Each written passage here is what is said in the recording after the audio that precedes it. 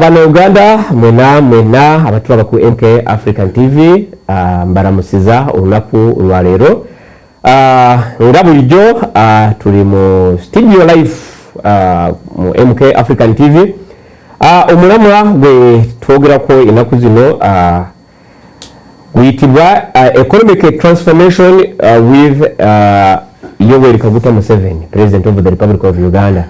Oba kankiyite nti enkulakulana wamu na president w'eggwanga. Yes, ndowooza bwenkyogera bwentyo kyekyo, transformation of Uganda with Museveni. So as usual, I'm with right here Honorable Yowabu Nuhu, omusajja omulungi nnyo era mu mutima gwe oba mu birowoozo bye ekirimo okusinga byonna enkulaakulana ndowooza Yowabu Nuhu nsuubira nti Katonda oba yakikuzimbamu kankwanirize mu MK African TV studio osibye otya muganda wange mwiza ko batulaba ku MK African TV batulaba n'abatuwuliriza mbatumidde mwena gye muli mwebale kwekumira ku MK African TV yaffe y'eggwanga yasalawo okutuweereza ffenna twejje mu bwavu. Yesebo tuyanzege olunaku lwa leero era tubadde tuweereza Bannayuganda mu lulimi oluzungu oba olungereza. So olunaku lwa leero twafuna some complaints nti munange tuli sibangi nnyo abamanyi oluzungu era nga bwe twasaba abagoberezi baffe nti comments bamu bajja mu comments batugamba nti munange wakiri muteekemu n'olulimi Oluganda. So nga tetunaba kwongera mu maaso ntumidde Abannayuganda mwena we muli mu ggwanga wonna era n'abali mu mawanga agatuliranye bali mu nsi zaffe nga oba baneighbours baffe abali Kenya, abali Rwanda, abali Congo, abali Burundi, Sudani n'awalala wonna okutuweereza wamu mu Africa yonna. Banange okuva ku MK African TV tubatumidde mu program enkulaakulana wamu na Yoweri Kaguta Museveni ndi wamu na Yowabu Nuhu era ow'ekitiibwa bwe twogera ku kigambo enkulaakulana ndowooza tujja kukozesa ennimi zonna oba olunaku lwalero kangamba let us talk about the livelihood, engeri abantu bafunamu akasente ka buli lunaku. Kyetuliko kati tulina ekibuuzo ekiriwo kigamba nti bizibu ki Uganda bizibu ki ebireeseza enkulaakulana y'amangu mu Uganda ate nga kirabika nti ojja okukozesa byonna ebikozesebwa byonna Uganda yandibadde yeetaaga okulaba nga enkulaakulana mu ngeri y'amangu nga weebiri. Kyekibuuzo ekiriwo Honorable era Abannayuganda nga bwe turakikola bulijjo bakwesunze buzibu ki bwe tulina obuganye eggwanga obuganye buli Uganda okulaba nga kulaakulana mu ngeri ya speed ey'amangu ate nga ojja okukozesa byonna ebyetaagisa olabira ddala nga tubirina. Webale nnyo webalire ddala nate Dr. Bankunda, our usual moderator. The structural constraints on Uganda's transformation, the challenges and the policy responses. When we talk about Uganda, we are moving from the north to the central, from the east to the west. Of course, Uganda has a lot of challenges that are failing development to come in a time, though it is on its way. With Museveni, like we started the development or the transformation of Uganda with Museveni. Museveni, our president, has helped to move from step 1 to step 2. But we are saying the movement could be very gradual. The movement is very slow. what are the challenges that are hindering the movement, which we can now break through and see how the transformation, the speed on which transformation is required can increase. Uganda's socio-economic transformation has been markedly gradual, despite decades of policy reform and macroeconomic stabilization. This inertia is rooted in structural, institutional, and political economic constraints that undermine the state effectiveness and inclusive growth. When you look at this country, there are a number of issues that needs to be looked at that have brought that challenge through structures, through institutional, through politics, through ebyenfuna, enkulaakulana eremeseddwa ebintu bingi nga byegasse mu bintu ebyo byenjogeddeko. Bisobola okuba nga biva ku politics, bisobola okuba nga biva ku byanfuna, bisobola okuba nga biva ku mbeera za bitundu oba ku institutions ze tulinawo, zifa ku bintu bingi. Nkuba ekyokulabirako, we still have a challenge in governance deficit and corruption. These are facts that people are supposed to know, and we stand together to fight them. And at this point, I wish to thank the president. He's this time doubling his efforts to see how he fights corruption and improve service delivery in our communities. When you look at governance deficits and corruption within Uganda, Uganda continues to grapple with enriched governance deficits characterized by systematic corruption and weak institutional accountability, and scored 26% in the report of 2023, reflecting persistent public sector inefficiencies and corruption participation. You get me? So out of the population in Uganda, the sectors and all persons in public offices, 26% are participating in corruption and are having that is a very big governance deficits. This is a report by 2023 showing how the governance system is still in struggle amidst corruption, embezzlement, robbing public funds here and there. If this is not stopped, we shall have challenges. We are appealing to government to find solutions to this. For example, this can be solved in a way that institutional strengthening of the anti-corruption bodies with prosecutorial autonomy. We need to find ways of how the institution that fights corruption are given strength. General is okay. He's the one in charge of anti-corruption. We need to give him power. We need to give him all the resources required. Why are people still eating public funds and this office is not taking action? But Honorable Yowabu, when we talk about the issue of corruption, all the corrupted people in leadership. So last time when the time I have been reading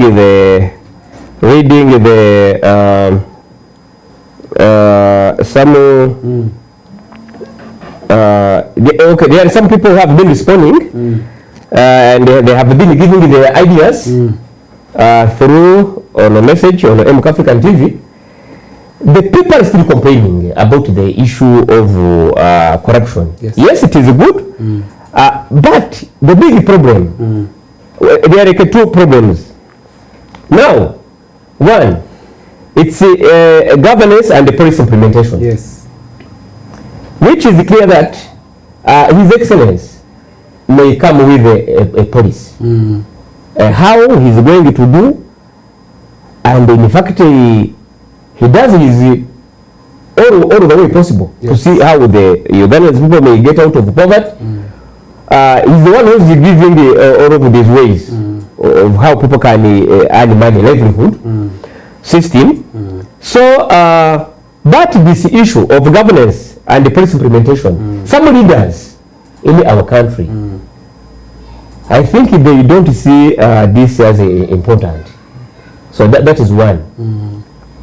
Number two, when we come on the issue of corruption, like where you are mentioning, like state house anti-corruption, when we have been reading the comments, I'm not the one who's saying this, but our partners, our viewers, they are also mentioning the office of anti-corruption, that they are also, most of the people, they also participate in corruption. Exactly, that is it. Some of those people in corruption, they are also participating. Whereby they have been mentioning some people who are used to go and help about the issues of lands. In the comments, they said also in that office of anti-corruption, there are also some people, as last time when His Excellency was talking about that, saying that in the police there is a Cancun. Also, which means still it is coming on that governance and the policy implementation. It is going to be a very big problem. Yes. It is going to be a dangerous business to get the medicine of it. Doctor, yes, that's what I'm telling you. That when you do institutional strengthening, for example, of the anti-corruption bodies with prosecutorial autonomy, even those under anti-corruption can be prosecuted. That is it. Why are they not prosecuted? But who is going to prosecute them? Now, the body that supervises the anti-corruption unit, is it there? Of course. Which one?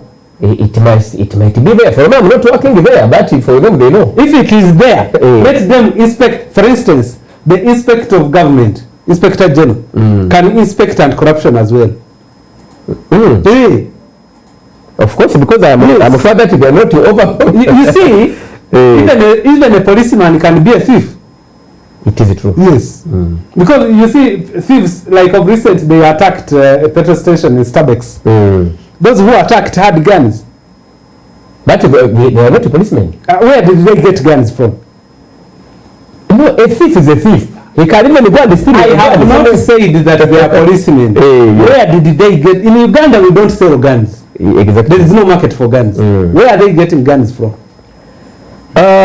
So I cannot clarify about this issue of where. Now, for me, let me tell you, what happens is that sometimes under the institution of security could be some people with ill character who connive with thieves to go and steal.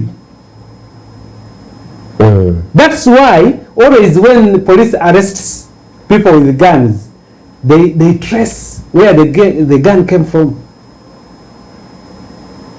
Some thieves also go to police attack and they steal guns.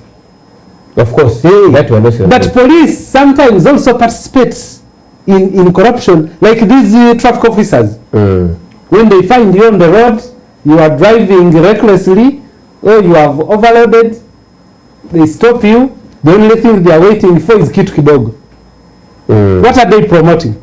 They are promoting corruption. Yes. So there is a need to strengthen the anti-corruption unit. Secondly, we need full digitalization of procurement and public finance systems. The public finance systems should stop being cash at hand. They should pay or buy or sell things digitally. That's why the president came in with the IFRS system to stop something. There is something which was going on with the URA. People collect taxes and pocket. They collect taxes and pocket. So for accounting of how much moved out, how much entered in, IFRS came in. Though we the citizens, at first we saw as if IFRS is something that has come to drain us, because for it accounts you to the dot. You know it. I know. So the president said no, with his technical team, let's bring a policy that will help us to account for what people bring in, what people send out, and it gets taxed. The very system, the way they brought IFRIS, we know it is hard. Yoweri Museveni, my president, you fought a war of ensuring that IFRIS stands. You still have a war to fight to ensure that all public institutions, all public systems, procurement and public finance systems, they go under digital systems. Why are they cash at hand, some of them? Make sure that they all become digital. The way you made IFRIS, you will limit. You will reduce on the corruption, on the cheating of government revenue from the citizens. There is asset declaration, enforcement and lifestyle audits for public officials. These are some of the solutions for what you were calling governance and policy implementation. With corruption attachments, there should be declaration of assets. If you are working for government, why don't you tell the government you are working for through the IGG that I have been employed here as an accountant, however, I am a rich man. I'm the one who owns Mukwano Industries. I have 100 cars. I have 1 billion at my account. Such that government monitors your earning, income and expenditure. You get my point? So if there is no lifestyle audits for public officials, if there is no asset declaration and enforcement, how do you expect the country to move? These are the issues that are failing the country to transform from stage 1 to stage 2. Yes. If we look at these things, the country shall move effectively. We need to strengthen parliamentary oversight and civil society participation. You know, the parliament has a role to oversee, to look at what is going in here, what is going, even when you have been given a contract of a road, parliament can come and supervise you to see whether you are doing a shadow work. I want to thank the Prime Minister. That is the one I was going to mention last time. Say, this is shadow work. Please, Nabanja, we thank you very much. You have always moved around to see government work moving on, and you advise on those contractors for not doing a shoulder work. Please continue, and all other government officials, please do the same. We are all responsible about this. You have a right to tell contractors to do as they agreed in the contract. That is what I was going to come up, or that issue for implementing the policy of government. So now, I am sure that this action, it's not supposed to be done by 1 or 2. It is requiring everyone in leadership. True. To see how we can participate. Again, that is where I'm going also to come. The role of a leader in this issue of fighting against corruption, still for implementing, to implement government's policy. To see, we are talking about how people may get out of poverty in rapidly.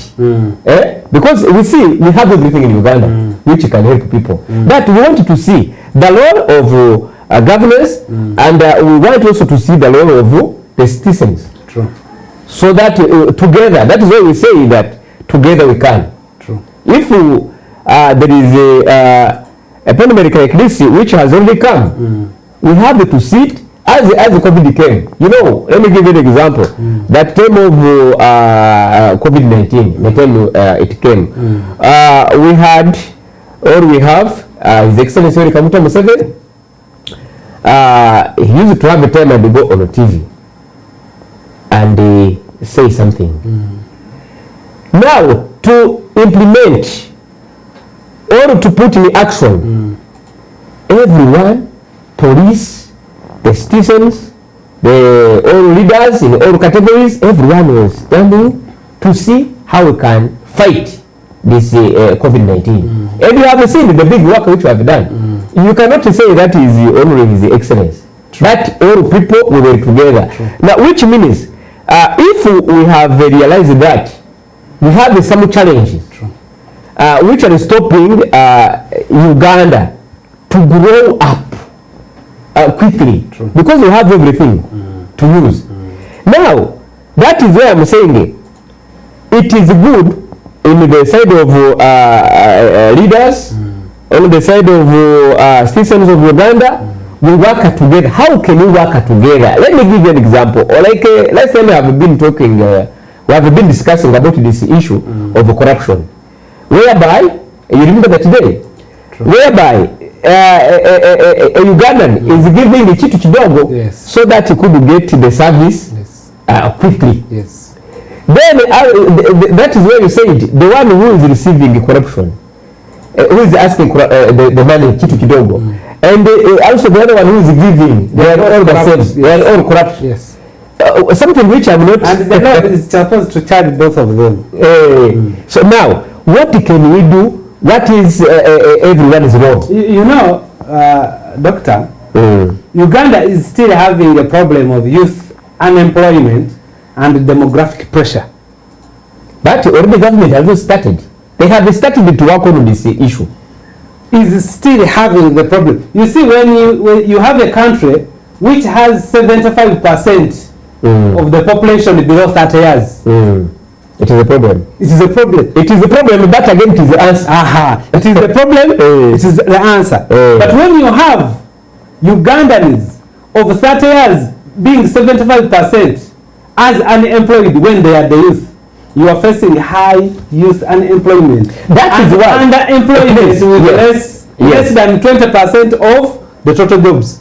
But on this case, Yoweri Kaguta Museveni, as the president of Uganda, I'm sure he's doing his level best to see how all of these people sitting doing nothing, where they can get what to do. Don't expect that everyone will go in the office to look for a job. That is why he is teaching people the skills to see how we can be job creators. In the case of becoming the job seekers, let us be job creators. You see, you get me? So now, if government has come out with that initiative, don't think this one is going to come in 1 day, in 2 days. So that is the process. Now, how this process can be implemented by the governance? How this process can go in, can be into the mind then that of people? It means as we are solving the unemployment problem and the youth problem, let government align education with the labor market demands through reforms. Let government establish industrial parks targeting labor intensive manufacturing. For example, the Kapeka Industrial Park, the Namamve Industrial Park, the one in Imbari. We have very many. There are very many. This is what government should focus on, than putting money as allowances for some officials. Like the MPs. Yeah? But have you seen how President you know how much money is going to be spent immediately after swearing in? His Excellency, more than 1 trillion shillings. Let 1 trillion goes to that system. They should set industrial parks. That industrial park, which be said, such that when you have industrial parks, you are targeting labor-intensive manufacturing, like Kapeka Industrial Park, the Namamve. Each industrial park is employing not less than 3,000 youths. Not less than 3,000 youths. Why don't you put the money in projects like parks, industrial parks, that can bring more money, that can bring jobs to our youths, such that people stop being on the roads. The vendors you have chased on the roads in Kampala, these people are supposed to go and work. Where will they go to work when you have not set enough industrial parks? That Honorable, you have no. Yes. Uganda also have a big challenge of mindset. These people whom you see in the cities, like in this capital country, I'm telling you the truth. we have some people who believe that they are going to become rich because of their life in struggling in this Kampala here. Who don't believe that in the village a person can become a rich person. They don't believe that the people since we have such problem, you do what we call promotion of regional labor export agreements. Okay. That one can work. Send people to Kenya to go and work. Send them to Tanzania. That's why Yoweri Museveni has given liberty. Our girls and boys here want to go Arabia, go and work, and then they get money. They are doing well. Somebody who has stayed in Qatar for 4 years, he comes and puts up a mansion here. And they are doing well. They are doing well. They are doing well. So what I'm saying, to promote regional labor export and modify the agreements. We also need to expand youth financing schemes with accountability mechanism. We have to find ways, like the president of, he brought a project called Youth Livelihood Fund. It is there. You remember it? This one was brought with accountability mechanism. How this one to finance? How this one disappeared? Then it goes back to the governance was going to work very well. Governance and in policy implementation, in attachment to corruption. That's how projects disappear. Bateka mu sente wabaawa nezikola for some short time wabaawa abazirya ne bikomaawo program ne bagivaako ne baleeta endala. The problem is not Museveni. The problem is the people that are given these projects and they turn them into their livelihood. Into their livelihood. Instead of promoting the program such that it continues generation to generation, they kill it in 5 to 10 years. Now, do you know how much billions were put in Youth Livelihood Fund? It's a lot of money. Which were eaten by unknown people. If I can tell unknown people. Do you still hear about it? It's no longer that. That is why I'm asking you how this program stopped. So now, how can we get a solution of this?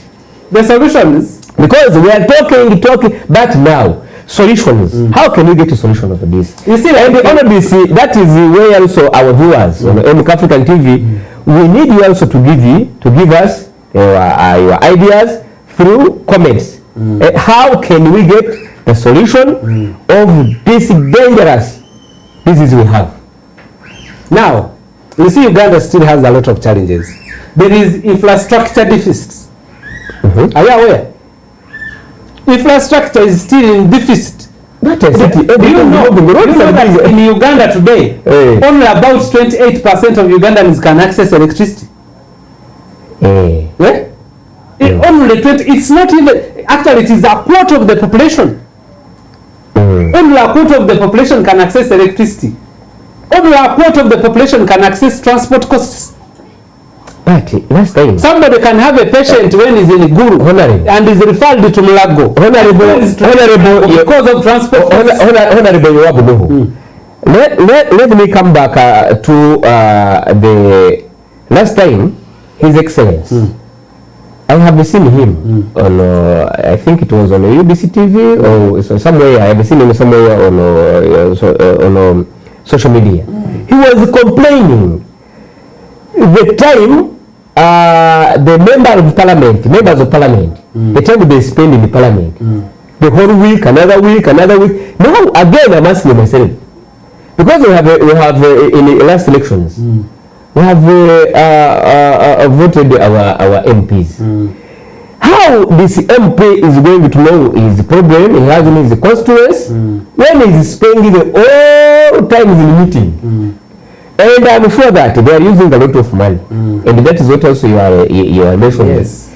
Now, I'm sure that when when you complain about these villages having no power, without having energy, when you have everything, that is what we mentioned here. Yes. Uganda, we have the needful, which can help. The resources are there. Yes. But elections we have here is what we need to do. Now, why these MPs They cannot spend just a few days there at the parliamentary meeting. Then they go into their constituency to share with their people the problems and how they can resolve these problems. Those are not MPs. For you are talking about money makers. The one you think they are not MP. They are money makers. It is a project. No, it is a problem. Yes, that. It is a problem. Which means Uganda is schemers. They come to the parliament is a scheming table where people who have some knowledge come and start scheming. How to amplify their wealth. That's why you see in parliament somebody enters the house and in 2 months is from a motorcycle now drives a Range Rover. Because they know how to scheme. They are money makers. Last time I have seen one of I think he contested in a loop. He was crying. I'm telling you.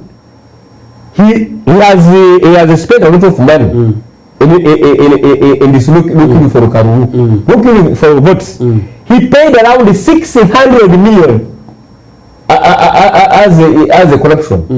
I am hearing that he has given the money to Honorable Chagwani and Lope, even this General Secretary. 600 million. Now, if this person is spending a lot of money like this to buy a card, suppose if he got a chance to be in the parliament, how much? Of course, this money will come back. I'm giving solution. This money will come back. Let me give solution. Let the parliament and all government entities think about the following. One, scale public-private partnership in energy and transport. There should be that public-private partnership in energy and transport. These are key areas where the rich and the poor use. Are you aware? Yes. Yes. The rich and the poor need electricity. The rich and the poor need roads. Let there be that partnership scaled between private and public. Let's prioritize rural electrification and decentralized energy systems like solar. Let government look at a way of how rural electrification can be concluded. I come from a village called Kasokwe. It is in the Kaliro district. It is in the Kaliro. Yes. This village, in my own village where I come from, they have passed electric poles surrounding the whole village. It's now 10 years. When the wires don't have power. Remember, we are getting from Ginger. From Ginger, the electricity is passing the whole village. But who is now 10 years? Who is supposed to do that? Is the president who is supposed to do that? You see, president is a supervisor of activities. He comes in at a later time, but he has given instructions. That's why the electric poles and the wires managed to reach our village. Who can you blame? The ones to blame are the implementers and contractors. And these municipalities like the parliament, my member of parliament is supposed to follow up these things. My chairperson LC5 is supposed to know these projects. And they report to central government such that the president, because it might be like that when the president is not aware that that project is not yet concluded. He thinks that honorable, these people are not giving the report. Ideally, they might be not giving the report. Because like that area of yours, let me ask you this. We have MPs. Now, why those people cannot stand up and find out the problems? Because that is the problem of the people are complaining about electricity. Now the poles has come there. They have spent 10 years, 5 years. Now a member of parliament is sitting there. These citizens to show that they are not unhappy. It's just maybe to write something which is not new. Is it what you want us to do? No, that is not what we want. But these MPs are doing what? You know, Kaliro district has what are they doing? Kaliro has been the most rural district in the last 10 years before this issue of Charazinga-ship came in, and has been giving 95% votes to the president. But the votes are dropping. Why are the votes dropping when we are looking on? The Charazinga issue brought problems. Service delivery is a problem. You go to the district, you must buy a job. You must repay the education, the district service commission. That is the corruption. That is the corruption. But again, to see even if we have some complaints, but let me also thank so much the State House Anti-Corruption Office. Last time there is such a district where they went, I was very happy. Even the station of Uganda, they were very happy. The work you have done there, State House Anti-Corruption, you have done a very good work. Let government upgrade regional trade corridors to enhance export competitiveness. If they upgrade the regional trade, the competition within the region, we shall be on the top of it. And government should not forget investment in broadband and digital connectivity. You see, the world has gone digital. Of course. If you are not following the digital way of selling and buying things, then for you are not a true participant in this era. You have to look at it very well. That's why ICT is very, very important. And to that effect, I wish to congratulate Mama. Mama Museveni, Janet. Yes, Mama Janet. She has tried her level best. She has ensured that a service and a competence-based education system is introduced. You know, we still have a problem of education system inefficiencies. The education system has a lot of inefficiencies. You get my point? And this is in a way that completion rates remain below 60% despite of high enrollment. Very many people go to school, but very few finish school. The people who are finishing school are below 60%. Most of the people are not finishing school. But what is the problem? The problem are the incompetencies, are the inefficiencies in the education system. If those inefficiencies are worked on, for example, the solution is they have tried to start introducing some of the solutions. For example, they have introduced the competence-based curriculum and reforms. They sat down and realized that no, this kind of education, I went to primary and secondary, they were telling me that the one who discovered the River Nile is John Speak. They said, but when did John Speak come to Ginger? You mean before John Speak comes, Ginger didn't have people? Ginger had people. So they were not seeing River Nile? They have been seeing it. How comes the person comes from Europe to come and see the Nile, and then he's the one who was discovered? This was a tourist. It was a tourist. How can you say that a tourist has discovered the Nile? This was my and this Nile was there so many years ago. It was there. So anyway, now whatever we're discussing here, it's the way of looking how every Ugandan's life can change. And when we talk about the transformation with Museveni, of course we need our country to develop. True. As a good leader who has a vision, who wanted to remove the country where it is now in terms of economy and we reach somewhere. That is why we bring this matter to discuss about. That I was giving you. You see, there are key areas, like we talked about governance, policy implementation, corruption, infrastructure deficit, education systems. You see, like when you are looking at education, there is a need to look at performance-based incentives for teachers. Yes? Teachers are working tirelessly. And I know when you talk about the teachers, there is a reason why. I am a teacher. You are a teacher by profession. They are working tirelessly. There is no incentive at all apart from the salary.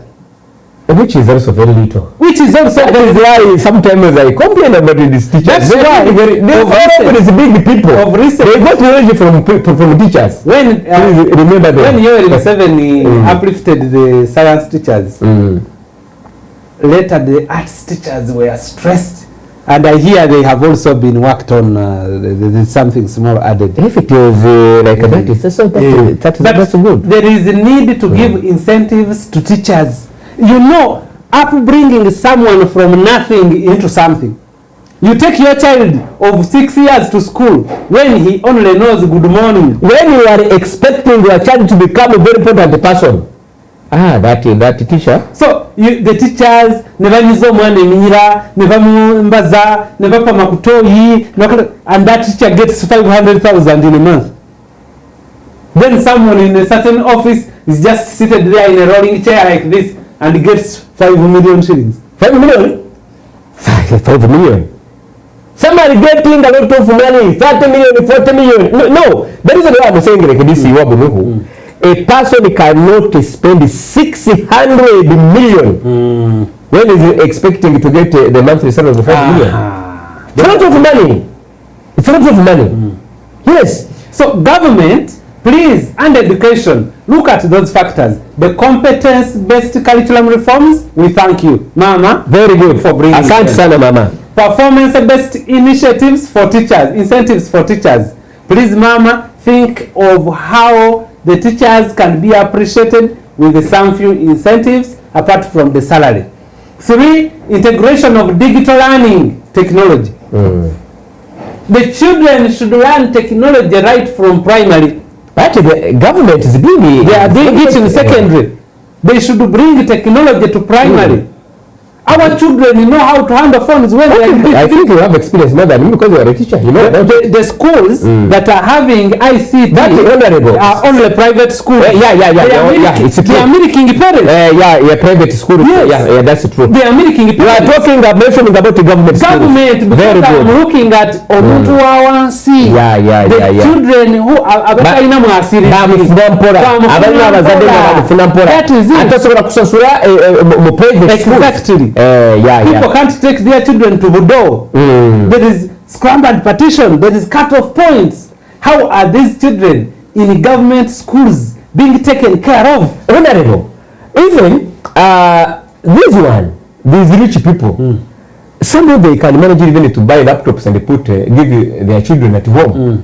But remember, in the village, these Bamufunampora, Yoweri Kaguta Museveni used to talk about. Maybe some of they cannot even manage to buy phone. True. So for that reason, for your information, there is a time Minister of Education had put a policy that each student in secondary schools must have a smartphone to access information. Internet. When they introduced smartphones, Allah Akbar, they themselves came up and withdrew the statement. Smartphones are no longer now allowed in secondary. Last time because children had moved from being student into pornographic actors. Pornographic actors. They had just because of the phone. With their age. So this education thing, I'm telling you, Mama has played his role. It is sensitive. It is sensitive and contributes a big percentage on the growth of this economy. Health systems, they are also having constraints. Where Luther Cheng is seated. Dr. Luther Cheng, we call upon you. There is still a challenge. Public health expenditures remain below recommended. The threshold with limited access in rural areas. It is still not to the level we expected. But Honorable, when you talk about that issue of hospitals, whatever, I don't know if this one may go to Minister of Health, Luther Cheng, but still I'm going to come back on that this is of corruption we have. Up to this time, because I see, according to what I see, from where I used to see, to focus on what is excellent. Don't exclude Luther Cheng, because She is the cabinet minister in charge of health. It means she's the supervisor on behalf of the president. How many has she reported for stealing drugs? She has reported some. Like who? That is what I'm asking. And we are not seeing. And now people are crying. The people are crying. Even the people are mentioning some people, some doctors who have their small hospitals. Parliament of Uganda passes money for Ministry of Health to buy drugs. Let us come back. We import drugs through national medical stores. They are taken to hospitals in the villages. How comes that the hospitals in the villages don't have drugs? We need answers. That is what I want to discuss about it. Yes. Now, the medicine is there. According to investigation as a journalist. But we have some doctors, when they get this medicine, they have their small hospitals. They have small clinics. Yes. They have shops of drugs. Yes. They are getting drugs from the government, where these drugs were supposed to help the people of Uganda. They put them in business. How do you call that? Why these people are not being arrested? We only have drunkard health inspectors. Okay. The health inspectors are just on Marwa ports. They are in bars. They are sleeping. Now, because how do drugs move from the stores to the hospital and again in the night migrate from the hospital to private clinics? I'm telling you. The health inspectors, it is your own to even inspect the private drug shop, the private pharmacy. Health inspector. Yes. Who is not doing his work to help people? What is he doing in the office? It is not a responsibility of the president. The president has set a system. The RDCs, it is your role to man these health inspectors and instruct them, monitor their service to the public. By moving the RDCs are the office of the president. Yes. RDCs, maybe they are the office of the president. Maybe they can try to do that. They should. They should. Because RDC is representing the president in the district. During the RDCs do the work. And they have the DSOs. DSO, please help RDCs in identifying these things. You have PSOs. You have resources. They are all there. That is why sometimes the people doing in the village. It is a responsibility of they are getting salary from the government. Yes. Yes. Now, Honorable, now it is a very big problem. That is why I told you governance and the police implementation. Yes. It's still a problem. It is still a problem. Now, what is the role of citizens on this issue? Because now we are saying that let us together, let us help each other. Now, if leaders are getting failed, if those who are in concern, but you also have to look at the reasons for their failure. Omanyi Muganda gamba tosala gwa kawalanga tonalaba gwa kalenzi.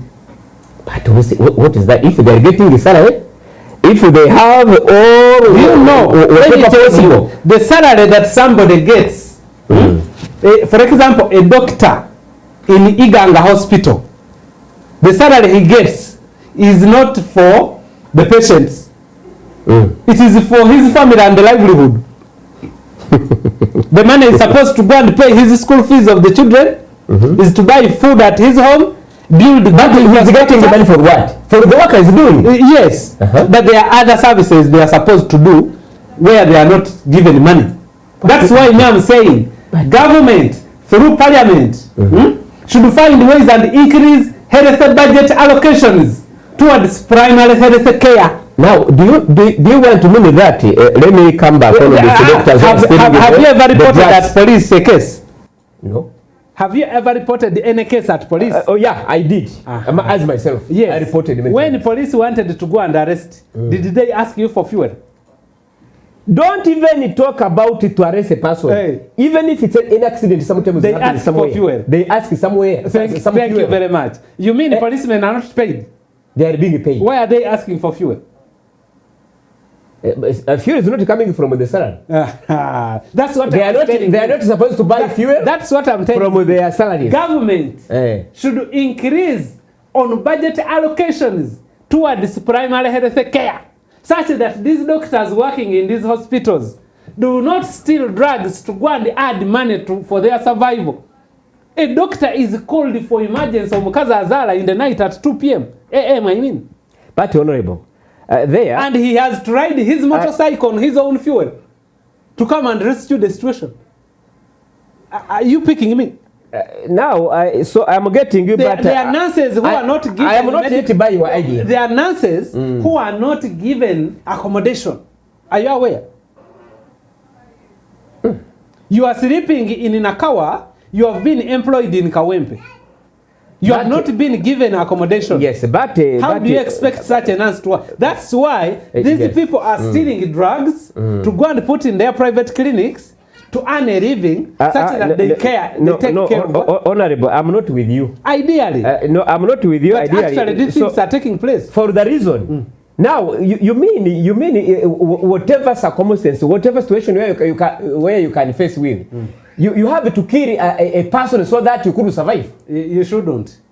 Now, that is why I cannot support you. This we're talking about. Even if government is not yet to fulfill whatever, like this police. You know, let me give you an example of this police. Do you think the police, they are putting maybe this Kabangari at a station whether to giving them fuel? All of this money is going. They are supposed to look for where the money of fuel is going. If government has managed to put vehicles there, also of course even if fuel is there, the money they are giving them is not enough to run a quarter. They are giving them some money. Have you investigated that? I am aware. The money they are giving them is not enough to run a quarter. That's why I asked. Let's also them stand. They raise up their but issue. Let me tell you something. In security, police, UPDF and the like, when you raise a concern, you are charged. Who is supposed to raise the concern? The public. Who is the public now? Parliament. Security does not have room to demonstrate. Okay. When you do so, it is treason. Now let's the Parliament do its work.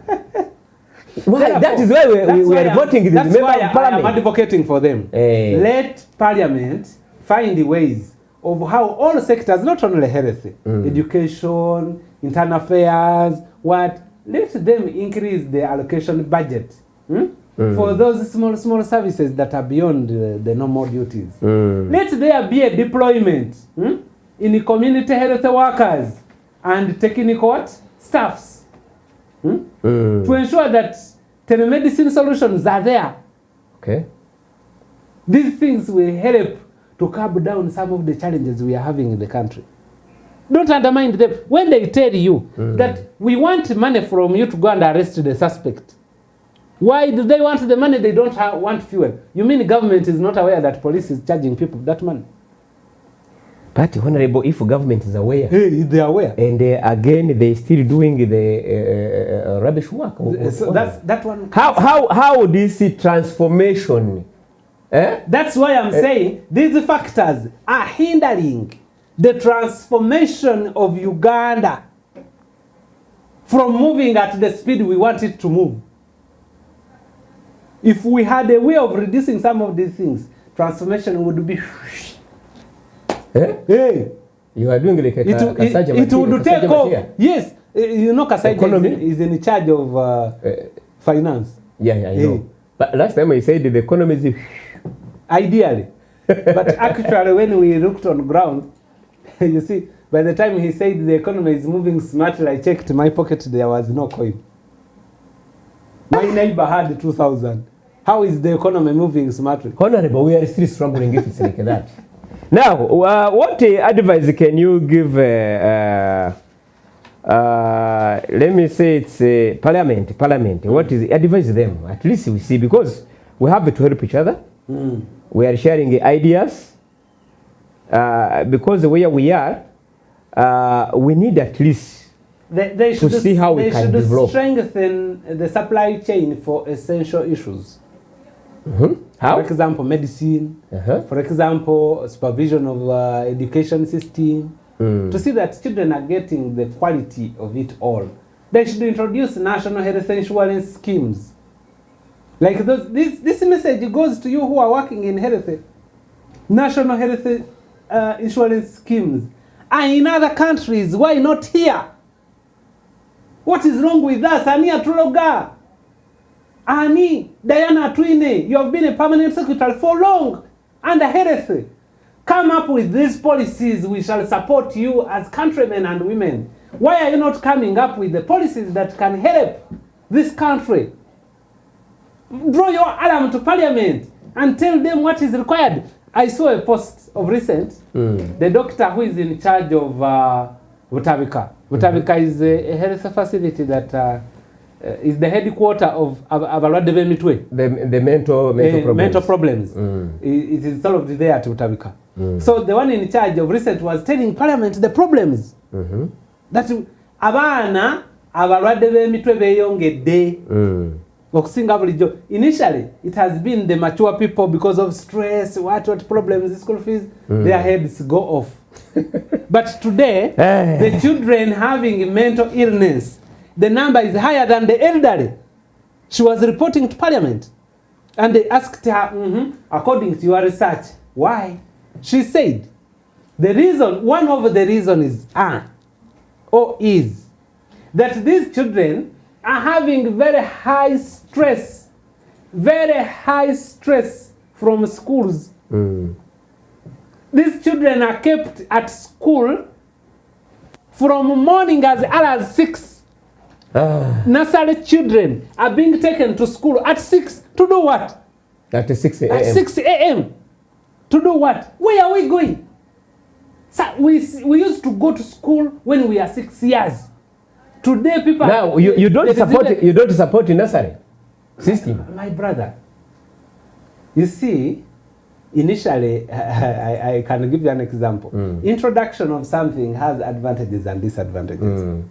Initially, it was the mature people who were supposed to. Only mature people were getting HIV. Today, even children who have not been born with the disease can reach 10 years when they have a disease. How do they get it? But I think also this technology advancements. This technology advancement is also a problem. Whereby you said a child to have a smartphone, in the case of doing what he was supposed to do, he's now looking for pornography. Exactly. Which is transforming the mind of... Exactly. So the teachers, Parliament, actually this goes to Parliament and the stakeholders. You have looked on schools asking parents to bring infants. Do you know we have baby homes in Uganda? I know we have. These baby homes, they take there even children of 3 months.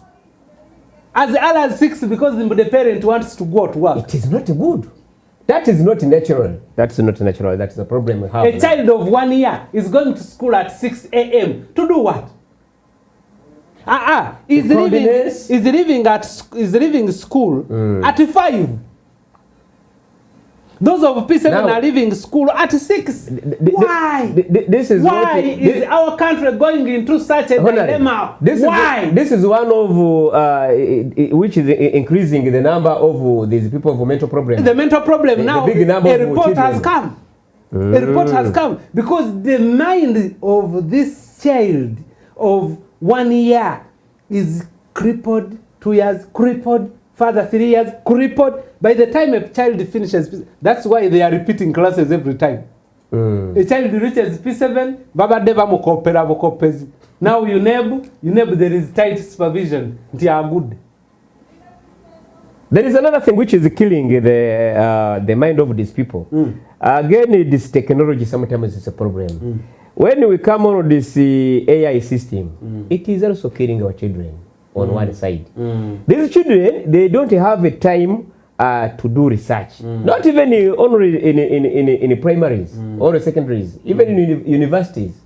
The people, in the case of doing research themselves, they are using this AI system. That is a disadvantage also of technology.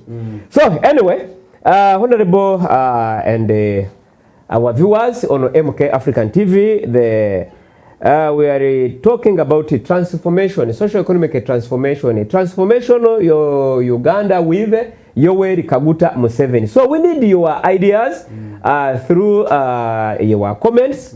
We will be reaching here and discuss, and we will give you a time, even if you call, so you give ideas. So I think, Honorable, in ending this program, I would like you to tell Ugandans their roles, what they are supposed to do, to see how we can help each other. Before I conclude, yes, there is still a political economy and demographic governance. Come on. We still have challenges in this politics. Olaba wetwali wanojuzi mukamyufu. Buli omunga agamba banzi by'obululu banzi mukamyufu. That is why even some said, I have paid this money so that I could go through, and now whatever. Others, they have been giving a lot of money. We should come up with electoral reforms, ensuring transparency and independence of the electoral bodies, most especially in the primaries. Party Muse has come with the system. I don't know. These things, the primaries are not yet active. We need Tango Doi to come up with a system that will not enable the ballot stuffing, will not enable the multiple voting and the like. We need to strengthen the rule of law and judicial independence. We should not, the judicial independence should exist such that judiciary does not depend on individuals for a ruling. Waiting for calls, the law from order from above. Which above? Who is above? In fact, according to the Uganda Constitution, no one who is above the law. There is no one who is above. It is to my surprise that sometimes orders come from the above. The above is heaven. Is there any judge who gets letters from heaven? I don't think. But you see somebody masquerading with orders from above, there is no above. Please, judges, I appeal to you, be straightforward. You should bring up the independence of the judicial system. Omuntu bamubye ettaka. Omubbi n'akuleetera miliyoni 10 n'omugamba nti ettaka lirye. N'oligabira omubbi era. People are crying for People are crying. They are crying all over the judicial system is there because for them they are. So now, what do we need? It's everyone to stand and do his role. We need decentralization to power local governance structures. The system should be straight. We need civic education and inclusive political participation. Civic education should not always wait for politics time. Why are we always waiting for we waited for 2026. Now civic education began in June 2025. In June 2025. Why? Civic education, which is intended to modify the elections of 2031, should begin now. Such that in these 5 years, people, they eat enough civic education. By the time we reach elections, we are satisfied. Okay. We need to strengthen agriculture because agriculture is the backbone of Uganda. Are you aware? I know. But there is agricultural stagnation. Agriculture is still staggering like this. I think it's not stable. People are not yet know important of agriculture. Agriculture employs over 70% of the workfare of the workforce. Yes. But remains low productivity. It is true. The percentage employed by agriculture is 70%. It is big. So big. So, but what are they doing there? Now the system, the Minister for Agriculture, Honorable Frank Tumwebaze. But Frank Tumwebaze was supposed to do this work, and so I think the senior minister. We shall visit him as a Makafi. We need to visit him and discuss matters. Please kindly, Frank Tumwebaze, and is supported by Bright Ramirama, is in charge of animal industry. We have Helen Adoa, is in charge of fisheries. I know. There is another minister there in charge of agriculture. There are many in the system. Now, in conclusion, let work come out. Therefore, in conclusion, we want transition from subsistence to commercial agriculture. Exactly. I think this is what the president is singing every day. We want to expand irrigation infrastructure to mitigate climate viability. And the office of president is doing its level best, but let's now push. We want to promote agro-processing industries and export value chain. It is also being done. It is also being done, but the manpower, the speed is low. That is why he said, let us again. In conclusion, Uganda's transformation requires a coherent multi-sectoral strategy to enhance governance reform, human capital development, and structural economic information, effective implementation of all of these solutions that demand political welfare. Well, therefore, we call upon government to come up with sustainable investment in all of the sectors that Uganda is binding to, such that you reap the best. Come 2031, we shall have moved these 5 years successfully in education, in health, in economy, and so on. And the better thing, that is one of the plan of Mzee. So this one, it is also coming on this protecting the gains. Because we have to protect the gains. True.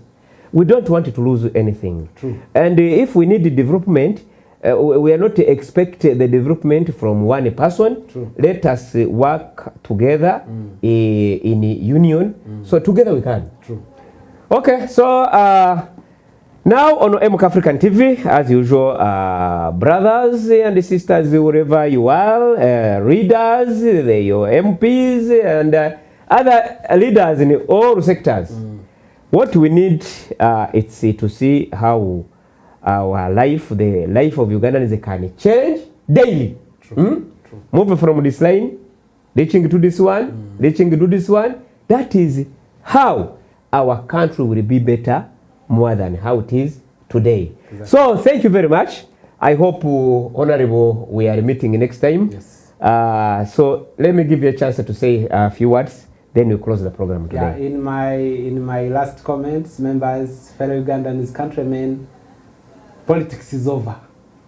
Politics is over. Let's go back to work. Let's go back to see what Museveni calls household income.